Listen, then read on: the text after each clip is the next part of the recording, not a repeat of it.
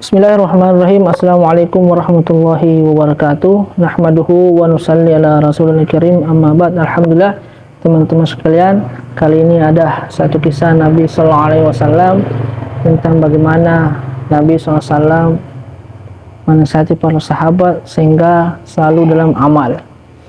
Kemarin kita telah ceritakan bagaimana keadaan Utsman ketika melihat kubur dan bagaimana keadaan daripada Abu Darda radhiyallahu anhu mempersiapkan bekalnya untuk kampung akhirat.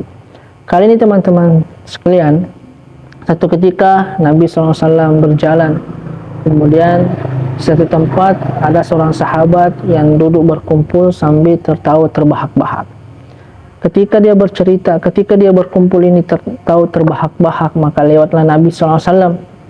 Melihat pemandangan ini, maka langsung Nabi SAW menasihati sahabat tersebut. Apa yang dikatakan Nabi SAW, bahwasanya sekiranya engkau melihat apa yang aku lihat, maka engkau akan sedikit tertawa dan banyak daripada menangis. Karena Nabi SAW telah melihat daripada keadaan-keadaan di surga, keadaan-keadaan di neraka. Hadirin teman-teman sekalian, bagaimana kesenangan orang di surga dan bagaimana kesusahan orang di neraka, penyesalan yang dialami orang-orang yang di kampung akhirat. Nabi SAW telah ketahui. Sehingga setiap keadaan-keadaan para sahabat radhiyallahu anhum ajma'in, sehingga keadaan sahabat hanya tertawa saja, langsung dinasihati oleh Nabi SAW.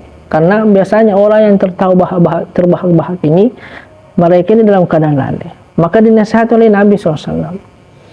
Maka Nabi SAW melanjutkan tentang perkara bagaimana keadaan seorang beriman dan seorang yang kafir dalam kubur.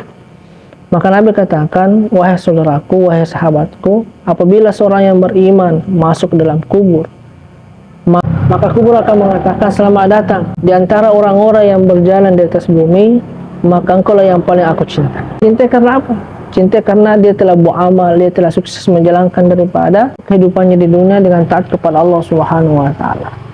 Maka setelah berkata demikian, maka kubur ini dengan perintah Allah Subhanahu wa taala, maka dia akan meluas sejauh mata memandang, teman-teman.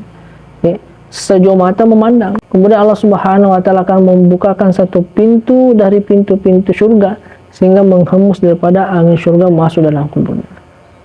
Ini orang yang beriman, teman.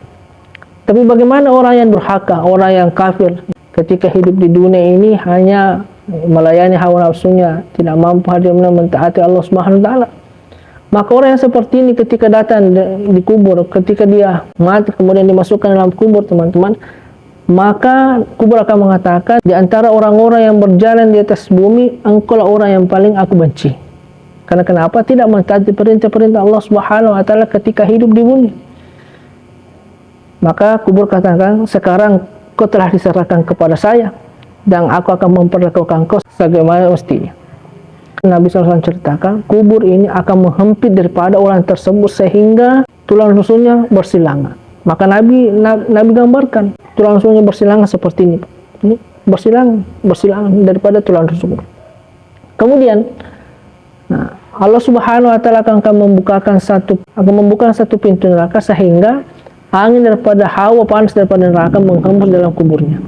Dan dasarnya lagi, teman-teman sekalian, Allah Subhanahu wa taala menghantar 70 ekor ular dalam kuburnya. Maka Nabi SAW sabdakan, satu ekor ular menyemburkan misalnya ke bumi, maka tidak ada satupun tanaman yang mampu hidup sampai hari kiamat.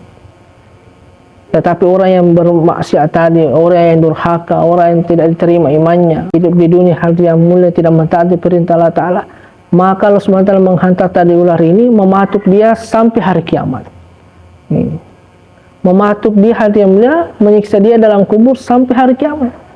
Maka Nabi SAW sabdakan, kubur merupakan satu taman dari taman-taman surga dan satu lubang dari lubang-lubang neraka. Demikian teman-teman, semoga apa yang kita dengarkan semoga bermanfaat, menjadi ittiba, menjadi pelajaran bagi kita supaya lebih mempersiapkan daripada bekal-bekal kita sebelum datang waktu kematian kita. Assalamualaikum warahmatullahi wabarakatuh.